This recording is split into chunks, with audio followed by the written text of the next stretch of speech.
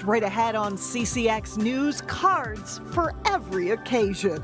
Meet the New Hope artist who used her rebellious sense of humor and turned it into a business. Plus, go time for small businesses. How the countdown to Christmas could be particularly merry this year. But first, the Grinch that not only stole Christmas, but also a jewelry store owner's livelihood. CCX News starts right now. Hello and thanks for joining us. A longtime Osseo business is forced to permanently close its doors right before the holidays. The owner of the jeweler's workbench made the move after his business was recently burglarized. Reporter Sonia Goins has more on what happened. It's all gone. The jewelry's workbench has been in Osseo since 1987.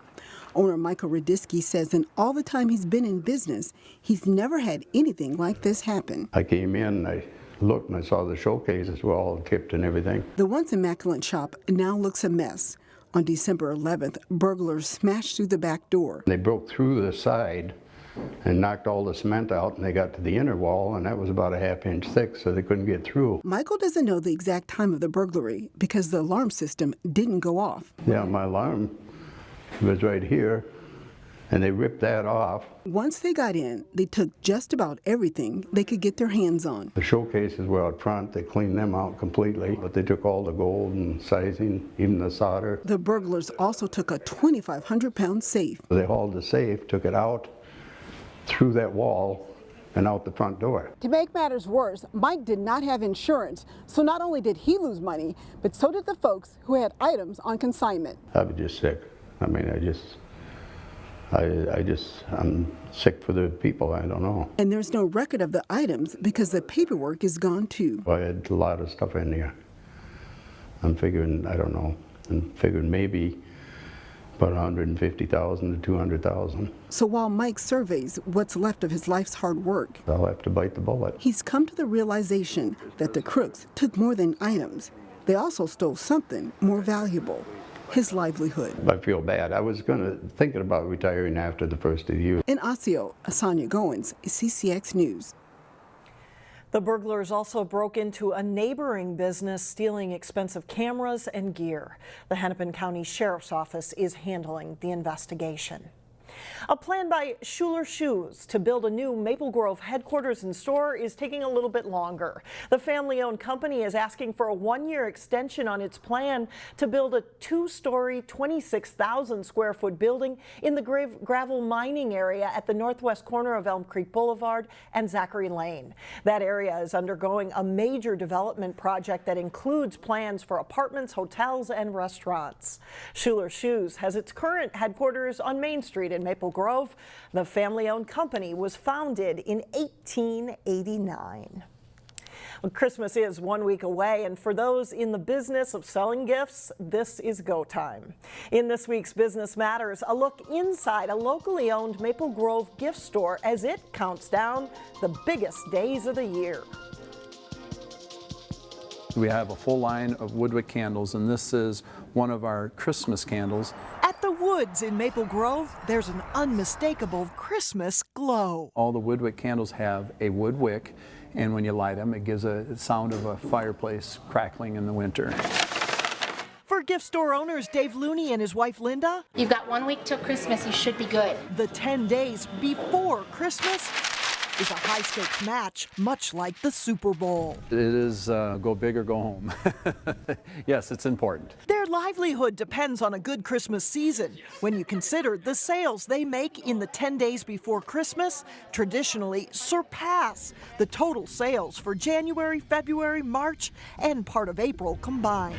And yes, it can all hinge on the weather. And last year, we had, during the busiest time, we had 2 snowfalls and extremely cold weather in the middle of December. This year, it's been absolutely beautiful, and business has been very good. For all 20 of its years in Maple Grove, the Woods Gift Store has been a favorite for Tom Studinner and his wife, who always make a stop on their way up north. It seems like they have just a wide variety of unique stuff that you can't find at other places. It's fabulous when you walk in the front door and you kind of see some of those kind of sayings that kind of represent our lifestyle about sunsets and finding love. We used to be known for kind of the Northwoods type of feel to it, and I'd say the store has that feel to it, but we have incredible seasonal gifts. We're extremely well known for our Christmas. Christmas business is big for this small business. And they believe this year will be a good season because it's not only weather that affects sales, but the Vikings too. Whenever the Vikings play, business is slow. The moment the game is over, boom, it hits. So it's a Super Bowl year. The National Retail Federation expects holiday sales in November and December to increase 4% from 2016. The nonprofit CEAP in Brooklyn Center has turned part of its offices into Santa's workshop. Their offices have been stocked full of toys ready to be shared with families in need.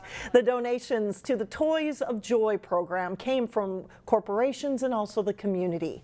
Thanks to an increase in donations, CEAP will be able to share Christmas with 25% more families this year than they did last year. It's just one of those extra ways that we bring joy to families that are having a hard time this holiday season. So this is one of the many things that we do that provides those wraparound services that CEAP is more than just food to our neighbors in need. This year, CEAP also received a large number of bikes from Toys for Tots. There's so many bikes, in fact, they had to be stored in offices and hallways. All toys will be picked up by families this week. After the holidays, the focus at Osseo area schools will shift to its search for a new superintendent. 3 community meetings on the search are scheduled next month. The first one is on Wednesday, January 10th at Park Center High School. Families in the district can also give input on the superintendent search through an online survey, and that's on the Osseo School District's website. Current Superintendent Kate McGuire is retiring at the end of the school year. Still ahead on CCX News, Christmas cards meant to make you laugh. We will meet the New Hope artist behind them. Plus, Maple Grove and Champlin Park meet up in a matchup of 2 of the area's top gymnastics teams. That's later in sports, but first, staying mild on Tuesday, but the cold and snow are coming. We'll be right back. Aside from the holidays, it's not very often that people receive handwritten cards in the mail, but a New Hope artist has made a line of cards for nearly every occasion. And as Blaine Cleveland explains, the cards might just make you want to run to the post office for the next significant event in the life of someone close to you. I'm always happy to get cards from friends. It's so rare that people send out mail anymore. In this holiday season, it's the fun mail. Everybody wants to get greeting cards in the mail. Christmas cards from loved ones are a common sight in many households. Just the personal touch of a handwritten note, it goes a long way. People get excited about it. Angie McGuire would know. She's the owner of Muddy Mouth Cards. We do keep about 15,000 cards on hand. It's a business run primarily out of her New Hope home. And we have them for basic occasions like birthday, babies, weddings, but we also have them for, divorce and Hanukkah and everything in between. Everything is hand done. She launched Muddy Mouth Cards in 2013, and today you can find the cards in 20 stores across the United States. They're an awesome seller. We have 85 artists in the store, and she's probably one of the most popular ones we have. Including at Minnesota Makers in Robbinsdale. And when I first got them, I thought, oh my gosh, I don't know if I can put these out, because she says everything Hallmark won't. You see, the appeal of Muddy Mouth Cards is that not all of them are exactly... You're old, but at least you're not ugly. Happy birthday. What people would consider... All I want for Christmas is you, naked. Well, appropriate. Congratulations. Finally, you two can stop living in sin. But the longer they're around, the more Angie realizes that there's a market for naughty greeting cards. And I think they don't think they need them until they read them, and they always have that specific person in mind that they want it for. Each card is a reflection of Angie's sense of humor. Dear Santa, just wanted to let you know we were naughty this year. Totally worth it. Most of them aren't exactly TV friendly, yet she takes care to not push the boundaries too much. Yeah, we try not to offend people, and I know profanity in general can offend some people,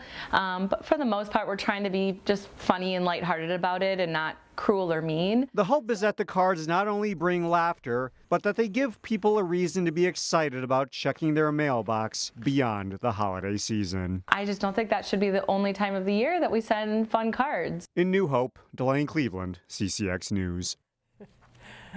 Angie actually has a full-time job, but she works on the cards in her free time. Each card costs $5, and for more information, you can find a link on our website. That's ccxmedia.org.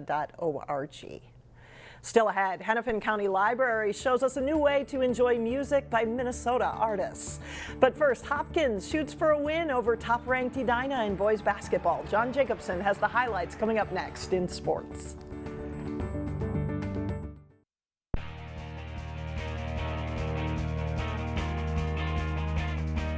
I'm John Jacobson with sports. The Maple Grove boys hockey team started a run of 6 games that will tell a lot about their team this season. It started with a key game in the North Division of the Northwest Suburban Conference as the Crimson skated on their home ice against Blaine. The Bengals had 2 first-period goals waved off before they finally get on the board. Bryce Brodzinski to Carson Richels. He scores and gives Blaine their first goal that counts, and it's 1-0 with that power play goal. Less than 2 minutes later, Bengals on the power play again, and Brodzinski with the shot here goes 5-hole. Brian Bruce gets the assist. Blaine's up 2-0 after 1. No scoring in the second period. Then in the third, it's Brodzinski to Richels, and then he gets it to Will Hillman for the goal in front. Hillman puts Blaine up 3-0. Maple Grove does get on the board. Ben Leafblad passes to Matt Jago, and Jago does the rest. He scores to make it 3-1, but that's the final. Maple Grove is at Elk River on Tuesday. The Hopkins boys basketball team lost its season opener at Cretin-Derham Hall, but have played very well since then. They look to knock off the top-ranked team in Class 4, Edina, in their late conference opener. Anders Nelson with a 3 early for the Hornets. At the other end, Hopkins sophomore Blaze Beauchamp with a 3 of his own. Dane Zimmer will zip a pass underneath to DJ Davis. He scores here for the Royals. Beauchamp passes to Zimmer, and he'll slash to the hoop and score. Hopkins starts to build a lead on Edina. Beauchamp with another long ball late in the half. And the Royals lead at 40-30 at the break. Second half, Zeke Najee, nice move underneath. He scores 2 for Hopkins. Then Anthony Davis drives hard and hits the tough shot, giving Hopkins a 67-53 lead. Royals don't look back. They win at 81-59, handing the Hornets their first loss. Park Center looks like one of the area's best boys basketball teams this winter, and one of the best in the Metro, too. Wayzata played host to the Pirates Friday night. It's Park Center starting strong. Trojans turn it over. DJ Purnell speeds in for the jam, and the Pirates are up 10-2. Then they'll go inside to sophomore Dane Danger. He's patient here, but hits the step-back jumper for 2 of his 15 points. Wayzata with a good team, but they can't stay with the Pirates despite shots like this 3 from Camden Heidi. Wayzata trails 52-26 at the half.